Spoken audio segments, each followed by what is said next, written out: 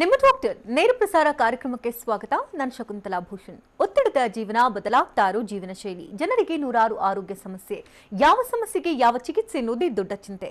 ಇಂತಹ ಸಮಸ್ಯೆ ಇರೋರಿಗೆ ಒಂದೇ ವೇದಿಕೆಯಲ್ಲಿ ಸಿಗುತ್ತೆ ಉತ್ತರ. ಇದೇ ಟಿವಿ9 ವಿಶೇಷ ಕಾರ್ಯಕ್ರಮ ನಿಮ್ಮ ಡಾಕ್ಟರ್. ಆಧುನಿಕ ಜೀವನ ಶೈಲಿಯಿಂದ ಅನೇಕ ರೋಗಗಳಿಗೆ ಜನರು ತುತ್ತಾಗುವಂತೆ ಮಾಡ್ತಾ ಇದೆ. ಅದರಲ್ಲೂ ಒತ್ತಡದ ಜೀವನ, ವ್ಯಾಯಾಮದ ಕೊರತೆ, ಪೌಷ್ಟಿಕ ಆಹಾರದ ಕೊರತೆಯಿಂದ ಜನರು ಅನೇಕ ರೀತಿಯ ಕಾಯಿಲೆಗಳಿಗೆ ಗುರಿಯಾಗ್ತಾ ಇದ್ದಾರೆ. ಇನ್ನು ವಯಸ್ಸಾಗ್ತಾ ಇದ್ದಂತೆ ಜಾಯಿಂಟ್ ಪೇನ್ ಆಗಿರಬಹುದು, ಬಾಡಿ ಪೇನ್ ಆಗಿರಬಹುದು, ಹಿಪ್ ಪೇನ್ ಆಗಿರಬಹುದು, ನೀ ಪೇನ್ ಆಗಿರಬಹುದು, ಹೀಗೆ ಮನುಷ್ಯನನ್ನ ಹಿಂಡಿ ಹಿಪ್ಪೆ ಮಾಡ್ತಾ ಇದೆ ನೋವುಗಳು. ಇನ್ನು ವಯಸ್ಸಾದ ದೇಹ ತುಂಬಾ ನಾಜೂಕಾಗಿಬಿಡುತ್ತೆ. ಸ್ವಲ್ಪ ಎಚ್ಚರ ತಪ್ಪಿದ್ರು ಕೂಡ ಅಥವಾ ಎಡವಿ ಬಿದ್ದರೂ ಕೂಡ ಫ್ರಾಕ್ಚರ್ಗೆ ಒಳಗಾಗ್ಬಿಡ್ತಾರೆ. ಇನ್ನು ಹಿಪ್ ಫ್ರಾಕ್ಚರ್ ಆಗಿರಬಹುದು, ನೀ ಫ್ರಾಕ್ಚರ್ ಆಗಿರಬಹುದು, ಭುಜದ ಫ್ರಾಕ್ಚರ್ ಆಗಿರಬಹುದು, ಹೀಗೆ ನಾನಾ ರೀತಿಯ ಫ್ರಾಕ್ಚರ್ಗೆ ಒಳಗಾಗಿ ಬಿಡ್ತಾರೆ. ಹಾಗಿದ್ರೆ ವಯಸ್ಸಾದವರಲ್ಲಿ ಫ್ರಾಕ್ಚರ್ ಹೆಚ್ಚಾಗೋದಕ್ಕೆ ಕಾರಣಗಳಾದ್ರೂ ಏನು, ಅದಕ್ಕೆ ಯಾವ ರೀತಿಯ ಚಿಕಿತ್ಸಾ ವಿಧಾನಗಳ ಮೂಲಕ ಅವರು ಗುಣಪಡಿಸಿಕೊಳ್ಳಬಹುದು, ಸೂಕ್ತ ಚಿಕಿತ್ಸೆ ಯಾವುದು, ಇದೆಲ್ಲದರ ಬಗ್ಗೆ ತಿಳಿಸೋದಕ್ಕೆ ಆಸ್ಟರ್ ಆರ್ವಿ ಆಸ್ಪತ್ರೆಯ ಮೂಲ ತಜ್ಞರಾಗಿರ್ತಕ್ಕಂಥ ಡಾಕ್ಟರ್ ಜಿ.ವಿ. ಶ್ರೀನಿವಾಸ್ ಅವರು ನಮ್ಮೊಂದಿಗಿದ್ದಾರೆ. ಬನ್ನಿ ಅವ್ರನ್ನ ಕಾರ್ಯಕ್ರಮಕ್ಕೆ ವೆಲ್ಕಮ್ ಮಾಡ್ಕೋಣ. Sir, welcome. ನಮಸ್ಕಾರ ವೀಕ್ಷಕರಿಗೆ. ನಮಸ್ಕಾರ. ವಯಸ್ಸಾದವರಲ್ಲಿ ನಾವು ಗಮನಿಸ್ತಾ ಇರ್ತೀವಿ ಸರ್, ಹಿಂದೆಲ್ಲ ಆರೋಗ್ಯ ಎಲ್ಲ ಗಟ್ಟಿ ಮುಟ್ಟಾಗಿತ್ತು, ಯಾವುದೇ ರೀತಿ ಸಮಸ್ಯೆಗಳಿಲ್ಲ. ಇತ್ತೀಚಿನ ದಿನಗಳ ಗಮನಿಸ್ತಾ ಇರ್ತೀವಿ, ಎಲ್ಲೋ ಸ್ನಾನಕ್ಕೆ ಹೋಗಿರ್ತಾರೆ ಅಥವಾ ಎಲ್ಲೋ ವಾಕಿಂಗ್ ಹೋಗಿರ್ತಾರೆ, ಸಡನ್ ಆಗಿ ಏನೋ ಒಂದು ಸ್ಲಿಪ್ ಆಗಿ ಬೀಳ್ತಾರೆ, ತಕ್ಷಣವೇ ಫ್ರಾಕ್ಚರ್ ಅಂತ ಕೇಳ್ಪಡ್ತಾ ಇದೀವಿ. ಏನಿದು ಫ್ರಾಕ್ಚರ್? ವಯಸ್ಸಾದವರಲ್ಲಿ ಫ್ರಾಕ್ಚರ್ಸ್ ಹೆಚ್ಚಾಗ್ತಾ ಇರೋದಕ್ಕೆ ಏನು ಕಾರಣ? ಈ ವಯಸ್ಸಾಗಿರೋರಲ್ಲಿ ನಾರ್ಮಲ್ ಆಗಿ ನಮ್ಮ ನಾರ್ಮಲ್ ಬೋನ್ ಡೆನ್ಸಿಟಿ ಎಷ್ಟಿರುತ್ತೋ ಕ್ರಮೇಣವಾಗಿ ವರ್ಷ ಆಗ್ತಿದ್ದಂಗೆ, ವಯಸ್ಸಾಗ್ತಿದ್ದಂಗೆ ಅವರ ಬೋನ್ಸ್ ವೀಕ್ ಆಗ್ತಾ ಬರುತ್ತೆ. ನಾರ್ಮಲ್ ಬೋನ್ ಡೆನ್ಸಿಟಿಗಿಂತ 30% ಕಡಿಮೆ ಆದಾಗ ಅವ್ರಿಗೆ ಆಸ್ಟಿಯೋಪೊರೋಸಿಸ್ ಅಂತ ಹೇಳ್ತೀವಿ. ಇಂಥ ಪೇಷಂಟು ಸಾಧಾರಣವಾದ ಸ್ಮಾಲ್ ಇಂಜುರಿ ಅಥವಾ ಸಣ್ಣಗೆ ಬಿದ್ದರೂ ಅವ್ರಿಗೆ ಫ್ರ್ಯಾಕ್ಚರ್ ಆಗುವಂಥ ಸಾಧ್ಯತೆ ಜಾಸ್ತಿ. ಕಾಮನ್ ಆಗಿ ಅವ್ರಿಗೆ ಹಿಪ್ ಜಾಯಿಂಟಲ್ಲಿ ಆಗಿರ್ಬೋದು, ಬೆನ್ನಿನ ಮೂಳೆ ಆಗಿರ್ಬೋದು, ಶೋಲ್ಡರ್ ಜಾಯಿಂಟ್ ಆಗ್ಬೋದು ಅಥವಾ ವ್ರಿಸ್ಟ್ ಜಾಯಿಂಟಲ್ಲಿ ಫ್ರ್ಯಾಕ್ಚರ್ಸ್ ಆಗುವಂಥ ಸಾಧ್ಯತೆ ಜಾಸ್ತಿ. ಇತ್ತೀಚೆಗೆ ಈಗ ಕೊರೋನಾ ಬಂದಿದೆ, ಸಾಕಷ್ಟು ಮನೆಗಳಲ್ಲಿ ಅವರು ಸೀನಿಯರ್ ಸಿಟಿಸನ್ಸ್ ಅಂದರೆ ವಯಸ್ಸಾಗಿರೋರಿಗೆ ನೋಡ್ಕೊಳಕ್ಕೆ ನರ್ಸಸ್ ಇರ್ತಾರೆ ಅಥವಾ ಫಿಸಿಯೋಥೆರಪಿಸ್ಟ್ ಇರ್ತಾರೆ ಅಥವಾ ಕೆಲಸದವ್ರು ಇರ್ತಾರೆ. ಈ ಕೊರೋನಾ ಬಂದಮೇಲೆ ಏನಾಗಿದೆ ಅಂದರೆ ಇವ್ರನ್ನೆಲ್ಲ ತೆಗೆದುಬಿಟ್ಟಿದ್ದೀವಿ, ಡಿಸೀಸ್ ಸ್ಪ್ರೆಡ್ ಆಗ್ತಿದೆ ಅಂತ. ಈ ವಯಸ್ಸಾಗಿರೋರು ಪಾಪ ಇಂಡಿಪೆಂಡೆಂಟಾಗಿ ಒಬ್ಬರೇ ಇದ್ದಾರೆ. ಈ ಸಪೋರ್ಟ್ ಇಲ್ದಿರೋರು ಸಾಕಷ್ಟು ಜನ ಇತ್ತೀಚೆಗೆ ಬಿದ್ದು ಫ್ರ್ಯಾಕ್ಚರ್ ಆಗಿ ನಮ್ಮ ಹಾಸ್ಪಿಟಲ್ಗೆ ಬರುವಂಥ ಸಾಕಷ್ಟು ಕೇಸ್ಗಳು ಕಾಣ್ತಾ ಇದ್ದೀವಿ. Okay okay. ಈಗ ವಯಸ್ಸಲ್ಲಿದ್ದಂಥ ಸಂದರ್ಭದಲ್ಲಿ ಫ್ರಾಕ್ಚರ್ಸ್ಗಳಾದ್ರೆ ಬೇಗ ಗುಣಮುಖರಾಗ್ಬಿಡ್ತಾರೆ. ಇನ್ನು ವಯಸ್ಸಾದವರಲ್ಲಾದ್ರೆ ಗುಣಮುಖರಾಗೋದು, ಚೇತರಿಸ್ಕೊಳ್ಳೋದು ತುಂಬಾನೇ ಕಷ್ಟ. ಯಾವ ರೀತಿ ಡಿಫ್ರೆನ್ಶಿಯೇಟ್ ಮಾಡ್ತಾರೆ? ಈಗ ಏನು ಅಂದರೆ ಚಿಕ್ಕ ವಯಸ್ಸಲ್ಲಿ ಫ್ರ್ಯಾಕ್ಚರ್ ಆದರೆ ಅವರ ಮೂಳೆಯನ್ನು ಕ್ವಾಲಿಟಿ ಅಂದರೆ ಬೋನ್ ಡೆನ್ಸಿಟಿ ಚೆನ್ನಾಗಿರುತ್ತೆ, ಅವರ ಹೀಲಿಂಗ್ ಕೆಪಾಸಿಟಿನೂ ಚೆನ್ನಾಗಿರುತ್ತೆ. ಇಂಥ ಪೇಷಂಟ್ಗೆ ಫ್ರ್ಯಾಕ್ಚರ್ ಆದಾಗ ನಾವು ಪ್ಲೇಟ್ ಆಗಿರ್ಬೋದು, ರಾಡ್ ಆಗಿರ್ಬೋದು, ಯಾವುದೇ ಸ್ಕ್ರೂ ಆಗಿರ್ಬೋದು ಫಿಕ್ಸ್ ಮಾಡಿದ್ರೆ ಆ ಫಿಕ್ಸೇಷನ್ ಅದು ಮಾಡೋವಂಥ ಫಿಕ್ಸೇಷನ್ ಬಿಗಿಯಾಗಿ ಕೂತಿರುತ್ತೆ, ಮೂಳೆ ಕ್ಲೀನಾಗಿ ಕೂಡುತ್ತೆ. ಆದರೆ ವಯಸ್ಸಾಗಿರೋ ಅಲ್ಲಿ ಅವರ ಬೋನ್ ತುಂಬ ವೀಕ್ ಇರುತ್ತೆ. ಆಸ್ಟಿಯೋಪೊರೋಸಿಸ್ ಅಂತ ಏನು ಹೇಳ್ತೀವೋ, ನಾವು ಯಾವುದೇ ಒಂದು ಇನ್ಸ್ಟ್ರೂಮೆಂಟ್ ಆಗಲಿ, ಪ್ಲೇಟ್ ಆಗಿರಲಿ, ಸ್ಕ್ರೂ ಆಗಿರಲಿ, ರಾಡ್ ಹಾಕಿರಲಿ, ಯಾವ್ದು ಹಾಕಿದ್ರೂ ಬಿಗಿಯಾಗಿ ಕೂರಲ್ಲ. ಫ್ರ್ಯಾಕ್ಚರಲ್ಲಿ ಮೂವ್ಮೆಂಟ್ಸ್ ಆಗ್ತಾ ಇರುತ್ತೆ, ಲೂಸ್ ಆಗುತ್ತೆ, ಅವ್ರಿಗೆ ಹೀಲಿಂಗ್ ಕೆಪಾಸಿಟಿನೂ ಕಮ್ಮಿ ಇರುತ್ತೆ. ಸೊ ಇದು ಕಂಪ್ಲೀಟ್ಲಿ ಡಿಫ್ರೆಂಟ್ ಸಿಚುವೇಶನ್ನು. ಇವರಲ್ಲಿ ಫ್ರ್ಯಾಕ್ಚರ್ ಆದರೆ ಫ್ರ್ಯಾಕ್ಚರ್ ಹೀಲಿಂಗ್ ಕೆಪಾಸಿಟಿನೂ ಕಮ್ಮಿ ಇರುತ್ತೆ, ನಾವು ಮಾಡೋವಂಥ ಫಿಕ್ಸೇಷನ್ನು ವೀಕ್ ಇರುತ್ತೆ. ಸೊ ಕಾಂಪ್ಲಿಕೇಶನ್ ಆಗುವಂಥ ಸಾಧ್ಯತೆ ತುಂಬ ಜಾಸ್ತಿ ಇರುತ್ತೆ ಇಂಥ ಪೇಷಂಟ್ಸಲ್ಲಿ. ಕೆಲವೊಂದು ಫ್ರಾಕ್ಚರ್ಸ್ ಈಗ ಕೈಯಲ್ಲಿ ಮೊಣಕಾಲಲ್ಲಿ ಏನಾದರೂ ಆದರೆ, ಸಣ್ಣ ಪುಟ್ಟದಾದರೆ ಬೇಗ ಚೇತರಿಸ್ಕೊಳ್ಬಿಡ್ತಾರೆ. ಕೆಲವೊಂದು ಫ್ರಾಕ್ಚರ್ ಜೀವಕ್ಕೆ ಆಪತ್ತನ್ನು ತಂದು ಕೊಟ್ಬಿಡುತ್ತೆ. ಯಾವುದೇ ರೀತಿ ಆರೋಗ್ಯ ಸಮಸ್ಯೆ ಇರಲಿಲ್ಲ, ಒಂದು ಸಣ್ಣ ಪುಟ್ಟ ಫ್ರಾಕ್ಚರ್ ಆಯಿತು, ಅದು ನೋಡಿದ್ರೆ ತೀರ್ಕೊಂಡೇ ಬಿಟ್ರು ಅಂತ ನಾವು ಪ್ರಶ್ನೆಗಳನ್ನ ಜಾಸ್ತಿ ಜನ ಹೇಳೋದನ್ನ ಮಾತಾಡೋದನ್ನ ಕೇಳ್ತಿರ್ತೀವಿ. ಯಾಕೆ ಈ ರೀತಿ ಆಗುತ್ತೆ? ಯಾವ ಫ್ರಾಕ್ಚರ್ ತುಂಬ ಡೇಂಜರಸ್ ಅಂತ? ಓಕೆ, ಈ ಆಗಿರೋರಲ್ಲಿ ಈ ಸಣ್ಣ ಫ್ರ್ಯಾಕ್ಚರ್ಸ್ ಅಂದರೆ ವ್ರಿಸ್ಟ್ ಜಾಯಿಂಟ್ ಆಗಿರ್ಬೋದು, ಸಣ್ಣ ಫ್ರ್ಯಾಕ್ಚರ್ ಪಾದದಲ್ಲಿ ಫ್ರ್ಯಾಕ್ಚರ್ ಆಗಿದ್ರೆ ಅವರಲ್ಲಿ ಏನೂ ತೊಂದರೆ ಆಗಲ್ಲ. But main fracture around the hip ಜಾಯಿಂಟಲ್ಲಿ ಫ್ರ್ಯಾಕ್ಚರು ಅಥವಾ ಸ್ಪೈನಲ್ಲಿ ಫ್ರ್ಯಾಕ್ಚರ್ ಆದರೆ ಇವರಿಗೆ ಆಪ್ರೇಷನ್ ಮಾಡಿದ್ರೂ 6 to 8 weeks ನಾವು ಬೆಡ್ ರೆಸ್ಟ್ ಕೊಡ್ತೀವಿ. ಇವರಿರೋ ಮೆಡಿಕಲ್ ಕಂಡೀಷನ್, ಈ ವಯಸ್ಸಾಗಿರೋರಲ್ಲಿ BP ಇರ್ಬೋದು, ಶುಗರ್ ಇರ್ಬೋದು, ಹಾರ್ಟಿನ ತೊಂದರೆ ಇರ್ಬೋದು, ಬೇರೆ ಏನಾದರೂ ಮೆಡಿಕಲ್ ಪ್ರಾಬ್ಲಮ್ಸ್ ಇರ್ಬೋದು. ಯಾವಾಗ ಇವ್ರಿಗೆ ಫ್ರ್ಯಾಕ್ಚರ್ ಆಗಿ ಆಪರೇಷನ್ ಆಗಿ ಬೆಡ್ ರಿಡನ್ ಆಗಿಬಿಡ್ತಾರೋ ಇವ್ರಿಗೆ ಕಾಂಪ್ಲಿಕೇಶನ್ ಜಾಸ್ತಿ ಆಗಿ ಸಾಯುವಂಥ ಪರಿಸ್ಥಿತಿ ಬರುತ್ತೆ. ಅದಕ್ಕೆ ಇಂಥ ಪೇಷಂಟ್ಗೆ ಯಾವುದೇ ಆಪರೇಷನ್ ಮಾಡಿದ್ರೆ ನಾವು ಇಮಿಡಿಯೇಟ್ ನಡೆಸೋ ಅಂತ ಆಪರೇಷನ್ ಮಾಡಿಸ್ಬೇಕು. ಓಕೆ, ಒಬ್ರು ಕಾಲರ್ ಇದ್ರೆ ಮಾತನಾಡ್ಸೋಣ. ಬಾಗೇಪಲ್ಲಿಯಿಂದ ಈಶ್ವರಪ್ಪ ಕರೆ ಮಾಡಿದ್ದಾರೆ. ನಮಸ್ತೆ ಈಶ್ವರಪ್ಪ ಅವರೇ. ನಮಸ್ಕಾರ ಈಶ್ವರಪ್ಪ ಅವ್ರಿಗೆ. ಸರ್ ನಮಸ್ತೆ ಸರ್. ಡಾಕ್ಟರ್ ಇದ್ರೆ ಮಾತನಾಡಿ. ಸರ್, ಇದು ನಮ್ಮ ತಾಯಿಗೆ ಹಿಂಗೆ ಬೋನ್ ಫ್ರಾಕ್ಚರ್ ಆಗಿದೆ. ಜೋರಾಗಿ ಮಾತಾಡಿ ಈಶ್ವರಪ್ಪ ಅವರೇ. ಮೇಡಮ್, ನಮ್ಮ ತಾಯಿಗೆ ಹಿಂಗೆ ಬೋನ್ ಫ್ರಾಕ್ಚರ್ ಆಗಿ ರಾಡ್ ಹಾಕಿದ್ದಾರೆ. ಓಕೆ. ಇದು ಈಗ ತೆಗೆದಿದ್ದಾರೆ, ರಿಮೂವ್ ಮಾಡಿದ್ದಾರೆ. ಅದು ಪೇನ್ ಜಾಸ್ತಿ ಇದೆ. ಈಗ ಅವ್ರಿಗೆ ಅಡ್ಡಾಡ್ಲಿಕ್ಕೆ ತುಂಬಾ ಕಷ್ಟ ಆಗ್ತಾ ಇದೆ. ಯಾವ ಭಾಗದಲ್ಲಿ ರಾಡ್ ಹಾಕಿದ್ದಾರೆ ಸರ್? ಇದು ಬೋನ್ ಇದೆಯಲ್ಲ ಮೇಲ್ಗಡೆ, ಪಾದದಿಂದ ಸೆಂಟ್ರಲ್ ಬೋನ್ ಇದೆ ನೋಡಿ ಸರ್, ಅಲ್ಲಿ ಸರ್. ನೋಡಿ ಈಶ್ವರಪ್ಪನವರೇ, ನೀವು ಹೇಳ್ತಿರೋದು ತುಂಬ ವೇಗ ಆಗಿದೆ. ಅಂದರೆ ನಮಗೆ ಇಲ್ಲಿ ಕೂತ್ಕೊಂಡು ಯಾವ ಭಾಗದಲ್ಲಿ ಫ್ರ್ಯಾಕ್ಚರ್ ಆಗಿದೆ, ಏನು ರಾಡ್ ಹಾಕಿದ್ದಾರೆ, ಏನಕ್ಕೆ ತೆಗೆದಿದ್ದಾರೆ ನಮ್ಗೆ ಅರ್ಥ ಆಗ್ತಿಲ್ಲ. ನೀವು ಕೆಳಗಡೆ ಸರ್ ಇದು ಪಾದ ಇದೆಯಲ್ಲ, ಹಾಂ ನಾವು ಲೆಗ್ ಇದೆಯಲ್ಲ, ಲೆಗ್ಗಿಂದ ಸ್ವಲ್ಪ ಮೇಲೆಗೆ ಹಾಂ ಅದು ಫ್ರ್ಯಾಕ್ಚರ್ ಆಗಿದೆ. ಅದು ಸರಿ ಹೋಗಿದೆ ಈಗ, ಅಂದ್ರೆ ಪೇನ್ ಬರ್ತಾ ಇರುತ್ತೆ ಅವಾಗ ಅವಾಗ. ಇಂಥ ಒಂದು ಫ್ರ್ಯಾಕ್ಚರ್ ನಾರ್ಮಲ್ ಆಗಿ ಆಪರೇಷನ್ ಮಾಡಿರ್ತಾರೆ. ಕಾಲಿನ ಭಾಗಕ್ಕೆ ಯಾವುದೇ ರಾಡ್ ಹಾಕಲಿ ಪ್ಲೇಟ್ ಹಾಕಿರಲಿ 2 ವರ್ಷಗಳ ನಂತರ ತೆಗಿತಾರೆ ಡಾಕ್ಟರ್. ಅದು ನಾರ್ಮಲ್ ರುಟೀನ್ ಪ್ರೊಸೀಜರು. 2 ವರ್ಷ ನಂತರ ತೆಗೆದಿದ್ದಾರೆ ಅಂದರೆ ನಿಮ್ಮ ತಾಯಿಗೆ ಫ್ರ್ಯಾಕ್ಚರ್ ಕೂಡಿದೆ ಅಂತಲೇ ಅರ್ಥ. ಬಟ್ ಈ ಫ್ರ್ಯಾಕ್ಚರಿಂದ ನೋವು ಸುಮಾರು ಒಂದು 2-3 ವರ್ಷ ಇದ್ದೇ ಇರುತ್ತೆ. ಈ ನೋವು ಕಡಿಮೆ ಆಗಬೇಕು ಅಂದರೆ ಅವರು ಕ್ಯಾಲ್ಶಿಯಂ ಸಪ್ಲಿಮೆಂಟೇಷನು, ವಿಟಮಿನ್ D3 ಮತ್ತು ರೆಗ್ಯುಲರ್ ವ್ಯಾಯಾಮ ಮಾಡಿದ್ರೆ ನೋವು ಆಟೋಮೆಟಿಕ್ಕಾಗಿ ಕಡಿಮೆ ಆಗುತ್ತೆ. ಇದಕ್ಕೆ ತುಂಬ ಯೋಚನೆ ಮಾಡೋ ಅವಶ್ಯಕತೆ ಇಲ್ಲ. ಓಕೆ, ಧನ್ಯವಾದ ಈಶ್ವರಪ್ಪ ಅವರೇ ಕರೆ ಮಾಡೋದಕ್ಕಾಗಿ. ಇನ್ನು ಯಾವ ಸಂದರ್ಭಗಳಲ್ಲಿ ಫ್ರ್ಯಾಕ್ಚರ್ ಆಗೋ ಚಾನ್ಸಸ್ ಇರುತ್ತೆ? ಈಗ ಮುಂಚೆನೇ ಹೇಳ್ದಂಗೆ ಕಾಮನ್ ಆಗಿ ವಯಸ್ಸಾಗಿರೋರು ಎಲ್ಲ ಜಾಗಕ್ಕೂ ಮನೆಯಲ್ಲಿರೋರು ಒಂದು ಸಪೋರ್ಟ್ ಕೊಡ್ಬೋದು. ಬಟ್ ಬಾತ್ರೂಮ್ಗೆ ಹೋದಾಗ ಅಥವಾ ಟಾಯ್ಲೆಟ್ಗೆ ಹೋದಾಗ, ಬೇಸಿಕ್ ನೀಡ್ಸ್ ಹೋದಾಗ ಯಾರೂ ಸಪೋರ್ಟ್ ಇರಲ್ಲ. ಆ ಜಾಗದಲ್ಲಿ ಹೋಗಿ ಬರೋವಾಗ ಬಿದ್ದು ಹಿಪ್ ಜಾಯಿಂಟ್ ಫ್ರ್ಯಾಕ್ಚರ್ ಆಗ್ಬೋದು, ಬ್ಯಾಕ್ ಫ್ರ್ಯಾಕ್ಚರ್ ಆಗ್ಬೋದು, ಹೆಡ್ ಇಂಜುರಿ ಆಗ್ಬೋದು. ಅದೇ ಕಾಮನ್ ಕಾಸು. ಸೆಕೆಂಡ್ ಏನಿರುತ್ತೆ ಅಂದರೆ ಈ BP, ಶುಗರು ಏನಾದರೂ ಮೆಡಿಕಲ್ ಪ್ರಾಬ್ಲಮ್ ಇರೋರು ನಿದ್ದೆಯಿಂದ ಎದ್ದೊಳ್ತಾರೆ, ಬೆಡ್ಡಿಂದ ಎದ್ದೊಳ್ತಾರೆ, ಎದ್ದಿದ ತಕ್ಷಣ ನಡಿಬಾರ್ದು. ಇವ್ರಿಗೆ ಪೋಸ್ಟರಲ್ ಹೈಪೋಟೆನ್ಷನ್ ಅಂತ ಹೇಳ್ತೀವಿ. ಏನಾಗುತ್ತೆ, ಸಡನ್ಲಿ ನಿಂತ್ಕೊಂಡ್ರೆ ಅವರ ಎಂಟೈರ್ ಬಾಡಿಯಲ್ಲಿರುವಂಥ ಬ್ಲಡ್ ಕಾಲುಗಳಿಗೆ ಬಂದು ಮೆದುಳಿಗೆ ಬ್ರೈನ್ ಬ್ಲಡ್ ಸಪ್ಲೈ ಇರೋಲ್ಲ, ತಲೆ ತಿರುಗಿ ಬಿದ್ದುಬಿಡ್ತಾರೆ. ಏನು ಸಜೆಷನ್ ಇವ್ರಿಗೆ ಅಂದರೆ ಎದ್ದಿದ ತಕ್ಷಣ ಒಂದು 2 ನಿಮಿಷ ಕೂತ್ಕೊಂಡು ಚೆನ್ನಾಗಿ ಉಸಿರು ಆಡ್ಬಿಟ್ಟು ಕೈ ಕಾಲೇ ಮೂವ್ಮೆಂಟ್ ಮಾಡಿ ಎಕ್ಸಸೈಸ್ ಮಾಡಿ ಆಮೇಲೆ ಎದ್ದು ನಡೆದ್ರೆ ಈ ಪೋಸ್ಟರಲ್ ಹೈಪೋಟೆನ್ಷನ್ ಆಗಲ್ಲ. ಆಮೇಲೆ ಕೆಲವರಿಗೆ ಮಂಡಿಯಲ್ಲಿ ಆರ್ಥ್ರೈಟಿಸ್ ಇರುತ್ತೆ, ಆಪರೇಷನ್ ಮಾಡಿಸ್ಕೊಳಲ್ಲ, ಏನೂ ಟ್ರೀಟ್ಮೆಂಟ್ ಮಾಡ್ಕೊಳಲ್ಲ, ನಡೆಯೋಕ್ಕೆ ಕಷ್ಟ ಇರುತ್ತೆ. ಇಂಥ ಅವರು ಒಂದು 2 ಮೆಟ್ಲು ಹತ್ತೋದಾಗಲಿ, ಬಾತ್ರೂಮ್ ಹೋಗಿ ಬರೋದಾಗಲಿ, ಏನಾದರೂ ಸ್ಲಿಪ್ಪರಿ ಫ್ಲೋರ್ಸ್ ಇದ್ದರೆ ಬ್ಯಾಲೆನ್ಸ್ ಇರಲ್ಲ, ಬಿದ್ದುಬಿಡ್ತಾರೆ. ಇದೇ ಮೋಸ್ಟ್ ಕಾಮನ್ ರೀಸನ್. ನಮ್ಗೆ ಹಾಸ್ಪಿಟ್ಲಿಗೆ ಬರುವಂಥ ಪೇಷಂಟು, ಎಲ್ಡರ್ಲಿ ಪೇಷಂಟ್ ಫ್ರ್ಯಾಕ್ಚರ್ ಆಗಿ ಬರೋದು ಇದೇ ಮೋಸ್ಟ್ ಕಾಮನ್ ರೀಸನ್ಸ್. ಈ BMD ಅಂದರೆ ಏನು? BMD ಅಂದರೆ ಬೋನ್ ಮಿನರಲ್ ಡೆನ್ಸಿಟಿ ಅಂತ ನಾವು ಒಂದು ಟೆಸ್ಟ್ ಮಾಡ್ತೀವಿ. ನಮ್ಮ ಮೂಳೆಗಳಲ್ಲಿ ಎಷ್ಟು ಕ್ಯಾಲ್ಶಿಯಂ ಡೆನ್ಸಿಟಿ ಇದೆ ಅಂತ ಚೆಕ್ ಮಾಡೋದು. ಸಾಧಾರಣವಾಗಿ 50 ವರ್ಷಗಳ ನಂತರ ನಾವು ಈ ಟೆಸ್ಟ್ ಮಾಡಿಸ್ಬೇಕಾಗತ್ತೆ.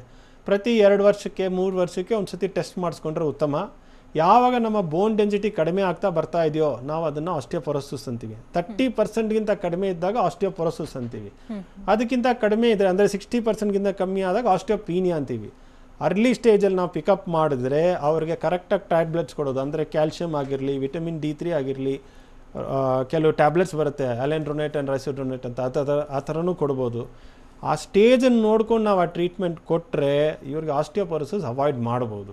ಇದರಿಂದ ಆಗುವಂಥ ಫ್ರ್ಯಾಕ್ಚರ್ಸು, ಕಾಂಪ್ಲಿಕೇಶನ್ಸ್ ಅವಾಯ್ಡ್ ಮಾಡ್ಬೋದು. ನೀವು ಆಸ್ಟಿಯೋಪೊರೋಸಿಸ್ ಅಂತ ತುಂಬಾ ಸರಿ ಹೇಳ್ತಾ ಇದ್ರಿ, ತುಂಬಾ ಜನಕ್ಕೆ ಇದ್ರ ಬಗ್ಗೆ ಅರಿವಿರೋದಿಲ್ಲ. ಏನಿದು ಆಸ್ಟಿಯೋಪೊರೋಸಿಸ್, ಇದರ ಲಕ್ಷಣಗಳೇನು? ಈ ಆಸ್ಟಿಯೋಪೊರೋಸಿಸ್ ಅನ್ನೋದು ನಾರ್ಮಲ್ ಆಗಿ 50-60 ಇಯರ್ಸ್ ಆದಮೇಲೆ ಬರುವಂಥದ್ದು ಪ್ರಾಬ್ಲಮ್ಮು. ಯೂಶಲಿ ಬೋನ್ಸ್ ವೀಕ್ನೆಸ್ ಅಂತೀವಿ, ಎಲ್ಲರೂ ಬೋನ್ಸ್ ವೀಕ್ನೆಸ್ ಅಂತೀವಿ. ಅದು ಆ್ಯಕ್ಚುಲಿ ಏನಂದರೆ ಬೋನಲ್ಲಿರುವಂಥ ಕ್ಯಾಲ್ಶಿಯಂ ಡೆನ್ಸಿಟಿ ಲೆಸ್ ದೆನ್ 30% ಆದಾಗ ಆಸ್ಟಿಯೋಪೊರೋಸಿಸ್ ಅಂತೀವಿ. ಈ ಆಸ್ಟಿಯೋಪೊರೋಸಿಸ್ ಆದಾಗ ಲಕ್ಷಣಗಳು, ಫಸ್ಟ್ ಲಕ್ಷಣ ಬಿಫೋರ್ ಫ್ರ್ಯಾಕ್ಚರ್ ಏನಿರುತ್ತೆ ಅಂದರೆ ಜನರಲೈಸ್ಡ್ ಬಾಡಿ ಪೇಯ್ನು, ಮೈಯೆಲ್ಲ ನೋವಿರುತ್ತೆ. ಒಂದ್ಸತಿ ಒಂದು ಶೋಲ್ಡರ್ ಪೇಯ್ನು, ಇನ್ನೊಂದು ಸತಿ ಇನ್ನೊಂದು ಶೋಲ್ಡರಲ್ಲಿ ಅಥವಾ ಬೇರೆ ಜಾಗದಲ್ಲಿ ಪೇಯ್ನ್ಸು, ಜನರಲೈಸ್ಡ್ ಬಾಡಿ ಪೇಯ್ನ್ ಬರ್ತದೆ. ಇದೇ ಫಸ್ಟ್ ಸಿಂಪ್ಟಮ್ಸು. ಈ ಸಿಂಪ್ಟಮ್ಸ್ ಬಂದಾಗ ಸ್ಪೆಷಲಿ ಎಲ್ಡರ್ಲಿ ವುಮೆನ್, ಪೋಸ್ಟ್ ಮಿನೋಪಾಸಲ್ ವುಮೆನ್ಗೆ ಈ ಪೇಯ್ನ್ಸ್ ಬಂದಾಗ ಫಸ್ಟ್ ಹೋಗಿ ಬೋನ್ ಮಿನರಲ್ ಡೆನ್ಸಿಟಿ ಮಾಡಿಸ್ಕೊಂಡು ಅದರಲ್ಲಿ ಏನಾದರೂ ಪ್ರಾಬ್ಲಮ್ ಇತ್ತು ಅಂದರೆ ಕರೆಕ್ಟಾಗಿ ಟ್ರೀಟ್ಮೆಂಟ್ ಮಾಡಿಕೊಂಡ್ರೆ ಡೆಫಿನೆಟ್ ಅವ್ರಿಗೆ ಕಾಂಪ್ಲಿಕೇಶನು, ಫ್ರ್ಯಾಕ್ಚರ್ಸು ಅವಾಯ್ಡ್ ಮಾಡ್ಬೋದು. ಈ ಆಸ್ಟಿಯೋಪೊರೋಸಿಸ್ಗೆ ಟ್ರೀಟ್ಮೆಂಟ್ ಹೇಗೆ? ಈಗ ನಾನು ಹೇಳ್ದಂಗೆ ಹಲವಾರು ಸ್ಟೇಜಸ್ ಇದೆ. ಈ ಬೋನ್ ಮಿನರಲ್ ಡೆನ್ಸಿಟಿ BMDಯಲ್ಲಿ ಆ T ಸ್ಕೋರ್ ಅಂತ ನೋಡ್ತೀವಿ. ಅದರಲ್ಲಿ T ಸ್ಕೋರ್ 2ಗಿಂತ ಮೇಲೆ ಇದ್ದರೆ ಇಷ್ಟು, 3ಗಿಂತ ಮೇಲೆ ಇದ್ರು 4ಗಿಂತ, ಆ ಸ್ಟೇಜಸಲ್ಲಿ ಕೊಡ್ತೀವಿ. ಕಾಮನ್ ಆಗಿ ಕೊಡುವಂಥ ಟ್ಯಾಬ್ಲೆಟ್ಸು ಕ್ಯಾಲ್ಶಿಯಂ ಟ್ಯಾಬ್ಲೆಟ್ಸ್ ಪ್ರತಿದಿನ ತಗೋಬೇಕಾಗತ್ತೆ. ವಿಟಮಿನ್ C ತಗೋಬೇಕು ಕ್ಯಾಪ್ಸ್ಯೂಲ್ಸು, ಅಥವಾ ನ್ಯಾಚುರಲ್ ಆಗಿ ಆರೆಂಜ್ ಜ್ಯೂಸು, ಮೂಸಂಬಿ ಜ್ಯೂಸು, ಲೈಮ್ ಜ್ಯೂಸು, ಅದು vitamin C natural way of taking. Plus vitamin D3 deficiency ಇದ್ದರೆ ವಾರಕ್ಕೊಂದ್ಸತಿ ವಿಟಮಿನ್ D3 ತೊಗೊಳೋದು, ಸುಮಾರು 3-6 ತಿಂಗಳು ಡಾಕ್ಟರ್ ಪ್ರಿಸ್ಕ್ರಿಪ್ಷನಲ್ಲಿ ತೊಗೊಳೋದು. ತುಂಬ ಜಾಸ್ತಿ ಇತ್ತು ಅಂದರೆ ಬಿಸ್ಫಾಸ್ಫನೇಟ್ಸ್ ಅಂತ ಟ್ಯಾಬ್ಲೆಟ್ಸ್ ಬರುತ್ತೆ, ವಾರಕ್ಕೊಂದು ಟ್ಯಾಬ್ಲೆಟ್ಟು. ಆಸ್ಟಿಯೋಫಾಸ್ ಇರ್ಬೋದು, ರೈಸೋಫಾಸ್ ಆಗಿರ್ಬೋದು ಅಂತ ಬೇರೆ ಬೇರೆ ಟ್ಯಾಬ್ಲೆಟ್ಸ್ ಬರುತ್ತೆ. ಅವರು ಯಾವ ಸ್ಟೇಜಲ್ಲಿ ಇದ್ದಾರೆ ಆಸ್ಟಿಯೋಪೊರೋಸಿಸಲ್ಲಿ ಅವ್ರಿಗೆ ಆ ಟ್ಯಾಬ್ಲೆಟ್ಸು ಪ್ರತಿ ವಾರಕ್ಕೊಂದ್ಸತಿ ಕೊಟ್ಟು ಸುಮಾರು 2-3 ತಿಂಗಳು, 2-3 ವರ್ಷ ಕೊಡ್ತೀವಿ ನಾವು. ತುಂಬ ಸಿವಿಯರ್ ಆಗಿದ್ದರೆ ವರ್ಷಕ್ಕೊಂದ್ಸತಿ ಇಂಜೆಕ್ಷನು ಕೊಡ್ತೀವಿ, ಝೋಲಿಡ್ರೋನಿಕ್ ಆ್ಯಸಿಡ್ ಅಂತ ಹೇಳ್ತೀವಿ. ವರ್ಷಕ್ಕೊಂದು ಇಂಜೆಕ್ಷನ್ ಕೊಟ್ಟು ಅವ್ರ ಬೋನ್ ಕ್ವಾಲಿಟಿ ಇಂಪ್ರೂವ್ ಮಾಡ್ತೀವಿ.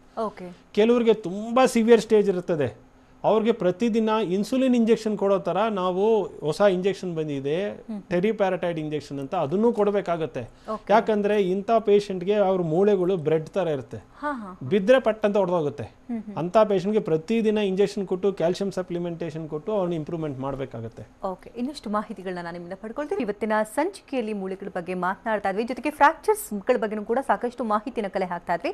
ಇನ್ನಷ್ಟು ಮಾಹಿತಿನ ಡಾಕ್ಟರಿಂದ ಕೇಳಿ ಪಡ್ಕೊಂಡು ಶ್ರೀನಿವಾಸ್ ಅವರೇ, ನೀವು ಗಮನಿಸ್ತಾ ಇದ್ವಿ, ನೀವು ಯಾಕಂದ್ರೆ ಒಂದು 17 ವರ್ಷಗಳಿಂದ ಈ ವೃತ್ತಿಯಲ್ಲಿ ಸೇವೆಯನ್ನು ಸಲ್ಲಿಸ್ಕೊಂಡು ಬಂದಿದ್ದೀರಿ. ಬರೋಬ್ಬರಿ 7,000 ಆಪರೇಷನ್ಸ್ನ ಮಾಡಿದ್ದೀರಿ. ಅಂದರೆ ತುಂಬ ಜನಕ್ಕೆ ಫ್ರಾಕ್ಚರ್ಸ್ ಆಗುತ್ತೆ, ಬಟ್ ಆಪರೇಷನ್ಸ್ ಲೆವೆಲ್ಗೆ ಹೋಗುತ್ತಾ ಇಲ್ವೋ ಗೊತ್ತಿಲ್ಲ.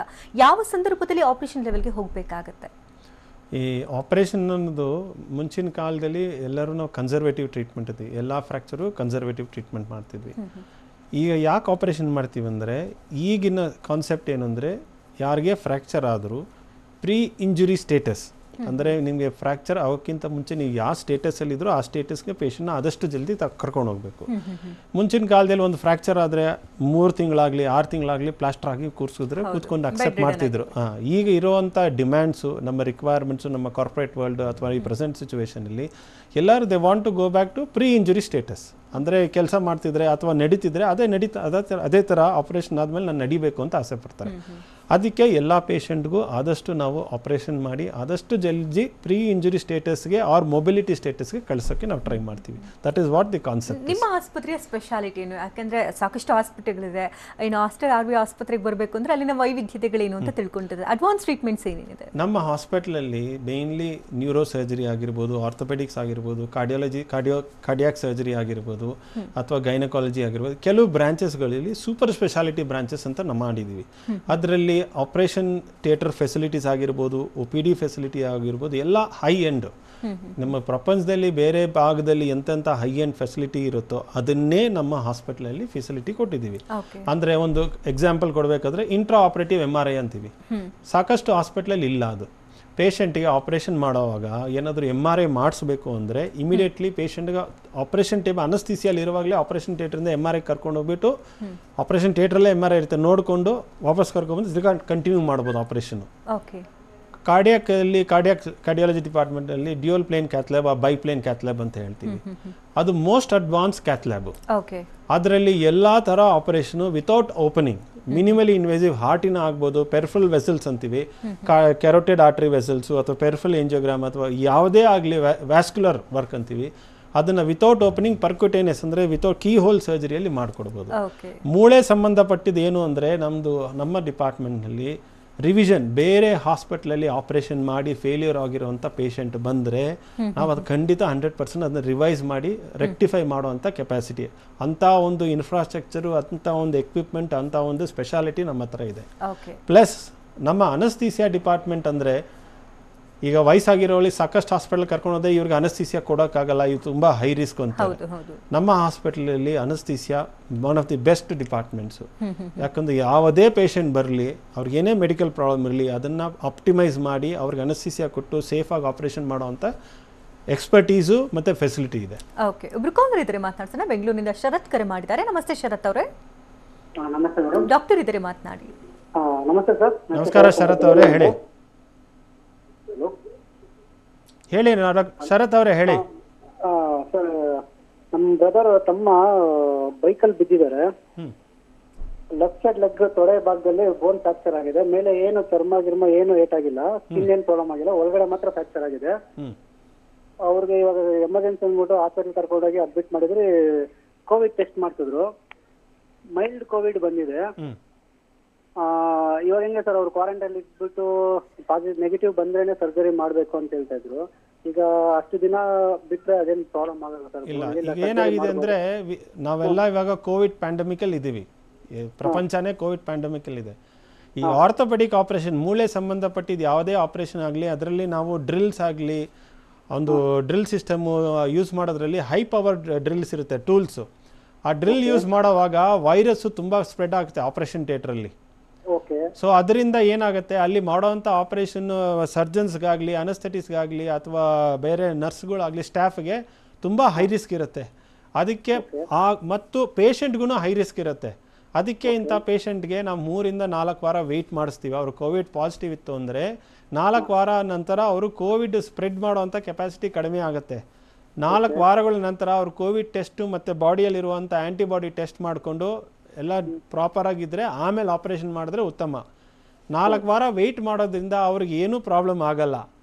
ಏನೇ ಪ್ರಾಬ್ಲಮ್ ಆದ್ರೂ ಬೊಂಗಳೆಗಳು ರಾಂಗ್ ಪೊಸಿಷನ್ ಹೋದ್ರೂ ಅದನ್ನು ರೆಕ್ಟಿಫೈ ಮಾಡಿ ಕರೆಕ್ಟಾಗಿ ಫಿಕ್ಸ್ ಮಾಡೋವಂಥ ಫೆಸಿಲಿಟಿ ಈಗಿದೆ. ಸೊ ಕೋವಿಡ್ ಇರೋವಾಗ ಯಾವುದೇ ಆರ್ಥೋಪೆಡಿಕ್ ಆಪರೇಷನ್ ಅಂದರೆ ಲೈಫ್ ಥ್ರೆಟ್ನಿಂಗ್ ಅಂದರೆ ಅವ್ರ ಜೀವಕ್ಕೆ ಅಪಾಯ ಬರೋವಂಥ ಆಪರೇಷನ್ ಖಂಡಿತ ಮಾಡ್ತೀವಿ. ವೆಯ್ಟ್ ಮಾಡೋವಂಥ ಸಿಚುವೇಷನಲ್ಲಿ ಪೇಷಂಟ್ಗೆ ಪ್ಲಾಸ್ಟರ್ ಹಾಕ್ಬಿಟ್ಟು ಒಂದು 4 ವಾರ ವೆಯ್ಟ್ ಮಾಡಿ ಕೋವಿಡ್ ಎಲ್ಲ ನೆಗೆಟಿವ್ ಆದಮೇಲೆ ಅವ್ರಿಗೆ ಆಪರೇಷನ್ ಮಾಡಿಸ್ಕೊಂಡ್ರೆ ಪೇಷಂಟ್ಗೆ ಉತ್ತಮ. ಓಕೆ, ಧನ್ಯವಾದ ಶರತ್ ಅವರೇ ಕರೆ ಮಾಡೋದಕ್ಕಾಗಿ. ನೀವು ಆಗಲೇ ಹೇಳ್ತಾ ಇದ್ರಿ, ಈಗ ಮೂಳೆ ಗಟ್ಟಿ ಆಗಬೇಕಂತಂದರೆ ಹಾಲಿನ ಸೇವನೆ ಆಗಿರಬಹುದು, ಈಗ ವಿಟಮಿನ್ ಡಿ ಆಗಿರ್ಬೋದು, ಕ್ಯಾಲ್ಸಿಯಂ ಟ್ಯಾಬ್ಲೆಟ್ಸ್ ಆಗಿರ್ಬೋದು, ಇದೆಲ್ಲ ಸೇವನೆ ಮಾಡಬೇಕು ಅಂತ. ಬಟ್ ಅದರದ್ದು ಪಥ್ಯ ಯಾವ ರೀತಿ ತಗೊಳ್ಬೇಕು ಅಂತ ತುಂಬ ಜನಕ್ಕೆ ಗೊತ್ತಿರೋದಿಲ್ಲ. ಯಾವುದ್ಯಾವುದೋ ತಗೊಳ್ತಾರೆ, ಯಾವುದ್ಯಾವುದೋ ಟೈಮಲ್ಲಿ ತಗೊಳ್ತಾರೆ, ಎಷ್ಟು ತಗೊಳ್ಬೇಕು ಕ್ವಾಂಟಿಟಿ ಅನ್ನೋದು ಗೊತ್ತಿರಲ್ಲ, ಯಾವ ಏಜಲ್ಲಿ ತಗೊಳ್ಬೇಕು ಅನ್ನೋದು ಕನ್ಫ್ಯೂಷನ್ಸ್ ಇರುತ್ತೆ. ಸೊ ಇದಕ್ಕೆಲ್ಲ ಒಂದು ತೆರೆ ಎಳೆಯೋದಾದರೆ ನಮ್ಮ ಯಂಗ್ ಏಜ್ ಮ್ಯಾಕ್ಸಿಮಮ್ ನಮಗೆ ನಮ್ಮ ಬಾಡಿಯಲ್ಲಿ ಬೋನಲ್ಲಿ ಕ್ಯಾಲ್ಸಿಯಂ ಡೆನ್ಸಿಟಿ ಯಾವಾಗ ಜಾಸ್ತಿ ಆಗುತ್ತೆ ಅಂದರೆ between the age of 20 to 30 years. ಆ ಏಜ್ನಲ್ಲಿ ನಾವು ಫಿಸಿಕಲಿ ಆ್ಯಕ್ಟಿವ್ ಆಗಿದ್ದರೆ, ಅಂದರೆ ನಾವು ಸ್ಪೋರ್ಟಿಂಗ್ ಆ್ಯಕ್ಟಿವಿಟಿ ಆಗಿರ್ಬೋದು, ರನ್ನಿಂಗು, ಜಾಗಿಂಗು, ಸ್ವಿಮ್ಮಿಂಗ್, ಯಾವುದೇ ಒಂದು ಸ್ಪೋರ್ಟಿಂಗ್ ಆ್ಯಕ್ಟಿವಿಟಿ ಮಾಡ್ತಿದ್ದರೆ ರೆಗ್ಯುಲರ್ ಆಗಿ, ನಮ್ಮ ಬೋನ್ ಕ್ವಾಲಿಟಿ ಅಥವಾ ಬೋನ್ ಇರುವಂಥ ಕ್ಯಾಲ್ಸಿಯಂ ಕಂಟೆಂಟ್ ತುಂಬ ಜಾಸ್ತಿ ಇರುತ್ತೆ. ಅದಾದ ನಂತರ 40 years ನಂತರ ಸ್ಲೋವಾಗಿ ಬೋನಲ್ಲಿ ಇರುವಂಥ ಕ್ಯಾಲ್ಸಿಯಂ ಕಡಿಮೆ ಆಗ್ತಾ ಬರ್ತಾ ಇರುತ್ತೆ. ಸೊ ಆದಷ್ಟು ನಮ್ಮ ಯಂಗ್ಸ್ಟರ್ಸ್ಗೆ ಏನು ಅಡ್ವೈಸ್ ಅಂದರೆ, instead of playing mobiles, video games, outdoor games ಮಾಡಬೇಕು. ಅದರಲ್ಲಿ ಬೋನ್ ಕ್ವಾಲಿಟಿ ಇಂಪ್ರೂವ್ ಆಗುತ್ತೆ. 40 years ನಂತರ ಅವ್ರಿಗೆ ಏನಾದರೂ ಬೋನ್ ಪೇನ್ ಇತ್ತು ಅಂದರೆ, ಯಾರಿಗಾದರೂ ಬೋನ್ ಮಿನರಲ್ ಡೆನ್ಸಿಟಿಯನ್ನು ಮುಂಚೆನೇ ಹೇಳಿದೆ, ಆ ಟೆಸ್ಟ್ ಮಾಡಿಸ್ಕೊಂಡು ಕಡಿಮೆ ಇದ್ದರೆ ಒಂದು ಕ್ಯಾಲ್ಸಿಯಂ ಸಪ್ಲಿಮೆಂಟ್ ತೊಗೊಂಡ್ರೆ ಸಾಕು. ದಿನ ಒಂದು ಕ್ಯಾಲ್ಸಿಯಮು 500 milligrams ತೊಗೊಂಡ್ರೆ ಸಾಕು. ಪ್ಲಸ್ ಪ್ರೆಗ್ನೆನ್ಸಿ ಟೈಮಲ್ಲಿ, ಚಿಕ್ಕ ವಯಸ್ಸಲ್ಲಿ ಲೇಡೀಸ್ ಪ್ರೆಗ್ನೆನ್ಸಿ ಇರುತ್ತಲ್ವಾ, ಬಿಟ್ವೀನ್ 20 to 30, 2 to 3 ಪ್ರೆಗ್ನೆನ್ಸೀಸ್ ಆದಾಗ ಅವ್ರು ಸಾಕಷ್ಟು ಕ್ಯಾಲ್ಸಿಯಂ ಹೊಟ್ಟೋಗುತ್ತೆ ಬೋನ್ಸಿಂದ. ಅಂತ ಅವರು ಕ್ಯಾಲ್ಸಿಯಂ ಸಪ್ಲಿಮೆಂಟೇಷನ್ ತಗೋಬೇಕು. Post delivery at least 1 to 2 years calcium supplementation ತಗೊಂಡ್ರೆ ಅವರ ಬೋನ್ ಕ್ವಾಲಿಟಿ ಮೇಂಟೈನ್ ಮಾಡುತ್ತೆ. ಆಫ್ಟರ್ 40 years BMD ಟೆಸ್ಟ್ ಮಾಡಿಸ್ಕೊಂಡು ಕಡಿಮೆ ಇದ್ದರೆ ಕ್ಯಾಲ್ಸಿಯಂ ಸಪ್ಲಿಮೆಂಟೇಷನ್ ತಗೋಬೇಕು 40 years ನಂತರ. 50 years ನಂತರ ಖಂಡಿತ BMD ಮಾಡಿಸ್ಕೋಬೇಕು. ಅವಶ್ಯಕತೆ ಇದ್ರೆ ಕ್ಯಾಲ್ಸಿಯಂ ತಗೋಬೇಕು. ಕ್ಯಾಲ್ಸಿಯಂ ಒಂದೇ ಅಲ್ಲ, ಅದ್ರ ಜೊತೆ ವಿಟಮಿನ್ ಸಿ ಇರಬೇಕು. ವಿಟಮಿನ್ ಸಿ ಕ್ಯಾಪ್ಸೂಲ್ ಅದು ತಗೋಬಹುದು, ಅಥವಾ ನ್ಯಾಚುರಲ್ ಆಗಿ ಲೈಮ್ ವಾಟರ್ ಜ್ಯೂಸು, ಆರೆಂಜ್, ಮೂಸಂಬಿ ಜ್ಯೂಸ್ ತಗೊಂಡ್ರೆ ಬೋನಿನ ಕ್ವಾಲಿಟಿ ಇಂಪ್ರೂವ್ ಮಾಡುತ್ತೆ ವಿಟಮಿನ್ ಸಿ. ಪ್ರತಿದಿನ ಒಂದು 20 to 30 minutes ಸನ್ಲೈಟ್ ಎಕ್ಸ್ಪೋಜರ್ ಇದ್ದೇ ಇರಬೇಕು. Whether it's direct or indirect. Direct ಅಂದರೆ ನೀವು ಡೈರೆಕ್ಟ್ ಸನ್ಲೈಟಲ್ಲಿ ಹೋಗಿ ನಡೆಯೋದು, ವಾಕಿಂಗ್ ಮಾಡೋದು. ಇಂಡೈರೆಕ್ಟ್ ಅಂದರೆ ಕೆಲವರಿಗೆ ಅಲರ್ಜಿ ಇರುತ್ತೆ ಸ್ಕಿನ್ನಲ್ಲಿ, ಬಿಸಿಲಲ್ಲಿ ಹೋದರೆ ಸ್ಕಿನ್ ಅಲರ್ಜಿ ಆಗ್ಬೋದು, ಅಥವಾ ಕೆಲವು ಮೆಡಿಸಿನ್ ತೊಗೊತಿರ್ತಾರೆ, ಅದರಿಂದ ಅವ್ರಿಗೆ ಅಲರ್ಜಿ ಆಗುತ್ತೆ. ಸೊ ಇಂಡೈರೆಕ್ಟ್ ಸನ್ಲೈಟ್, ಶೇಡಲ್ಲಿ ನಿಂತ್ಕೊಂಡ್ರು ಪರವಾಗಿಲ್ಲ, ಬಿಸಿಲು ಆ ಕಡೆ ಬಿಡ್ತಿರುತ್ತೆ, ನೀವು ಈ ಕಡೆ ನಿಂತ್ಕೊಂಡ್ರು ಪರವಾಗಿಲ್ಲ. ಪ್ರತಿದಿನ 1/2 hour ಸನ್ಲೈಟ್ ಎಕ್ಸ್ಪೋಜರ್ ಆದರೆ ಸ್ಕಿನ್ನಿಂದ ವಿಟಮಿನ್ D3 ಸಿಂಥಸಿಸ್ ಆಗುತ್ತೆ. ಅದರಿಂದ ಅವ್ರ ಬೋನ್ ಕ್ವಾಲಿಟಿ ಮೇಂಟೈನ್ ಆಗುತ್ತೆ. ಇದು ಅಬ್ಸಲ್ಯೂಟ್ಲಿ ಎಸೆನ್ಷಿಯಲ್ ಎಲ್ಲರಿಗೂ. 60 years ನಂತರ ಇಫ್ ಬೋನ್ ಡೆನ್ಸಿಟಿ ತುಂಬಾ ವೀಕ್ ಇದ್ರೆ ದೆನ್ ಹೇಳ್ದಂಗೆ ಕೆಲವು ಮೆಡಿಸಿನ್ಸು, ಇಂಜೆಕ್ಷನ್ಸ್ ಎಲ್ಲ ಬರುತ್ತೆ. ಅದು ಪ್ರಕಾರ ಮೆಡಿಕಲ್ ಅಡ್ವೈಸ್ ಅಲ್ಲಿ ಹೋಗ್ಬೇಕು. ಓಕೆ ಡಾಕ್ಟರ್, ಕಾರ್ಯಕ್ರಮಕ್ಕೆ ಆಗಮಿಸಿ ಹಲವು ಮಾಹಿತಿ ನೀಡಿದ್ದಕ್ಕಾಗಿ ಧನ್ಯವಾದ ತಮಗೆ. ಥ್ಯಾಂಕ್ ಯು, ನಮಸ್ಕಾರ. ವೀಕ್ಷಕರೇ, ಡಾಕ್ಟರ್ ಶ್ರೀನಿವಾಸ್ ಅವ್ರನ್ನ ಭೇಟಿ ಮಾಡಬೇಕಂದ್ರೆ ಅಡ್ರೆಸ್ ಪ್ಲೇಟ್ ಈ ರೀತಿ ಇದೆ, ನೋಟ್ ಮಾಡ್ಕೊಳ್ಳಿ. ಆಸ್ಟರ್ RV ಆಸ್ಪತ್ರೆ, CA 37, 24ನೇ ಮುಖ್ಯ ರಸ್ತೆ, ITI layout, first phase, JP ನಗರ, ಬೆಂಗಳೂರು 560007. ಫೋನ್ ನಂಬರ್ ಈ ರೀತಿ ಇದೆ, 8618495987. ಇದು ಈ ಹೊತ್ತಿನ ವಿಶೇಷ. ನಿಮ್ಮ ಡಾಕ್ಟರ್. ನಿರಂತರ ಸುದ್ದಿಗಾಗಿ ನೋಡ್ತಾ ಇರಿ TV9.